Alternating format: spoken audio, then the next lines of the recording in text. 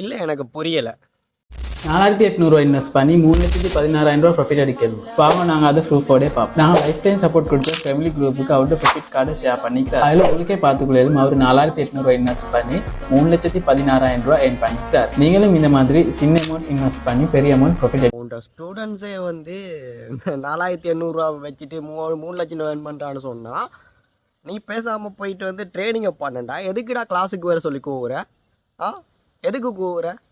So உங்களோட ஸ்டூடெண்ட்ஸால் அவ்வளோ earn பண்ண முடியும்னா நீ எல்லாம் இப்போ ஒரு நாளைக்கு 1 கோடி ஏர்ன் பண்ணிவிட்டு இப்போ ஹெலிகாப்டரில் தெரிஞ்சிட்டு இருப்பியடா. அப்போ ஏன் கிளாஸுக்கு வேறு சொல்லி கூவுற இருந்துட்டு மெனக்கிட்ட இருந்து வீடியோ போட்டு எடிட் பண்ணிகிட்ருக்க. ஸோ பொய் சொல்கிறதுக்கு ஒரு அளவு இருக்குது சரியா? வாய் கூசாமல் பொய் சொல்கிறதுன்றது வந்து இந்த பீக்வெஸ்ட்டில், அதாவது நான் சொல்கிற வடிவாக பீக்வெஸ்ட்டில் ப்ரமோட் பண்ணுறவங்களுக்கு மட்டும்தான் தெரியும் இந்த வாசி கூசாமல் பொய் சொல்கிறது எப்படின்றது வந்து. ஸோ இதை கேட்குறவன் என்ன லூசு கணக்கு இருக்க என்ன யோசிச்சுட்டு இருக்காங்களா தெரியல. ஸோ இப்படிலாம் நீங்கள் ஃபீல் பண்ணிடுறீங்க. இந்த பீக்வெஸ்ட்டை பற்றி உங்களுக்கு தெரியும் அப்படின்னு சொன்னால் வந்து கமெண்ட் பாக்ஸில் கமெண்ட் பண்ணுங்கள்.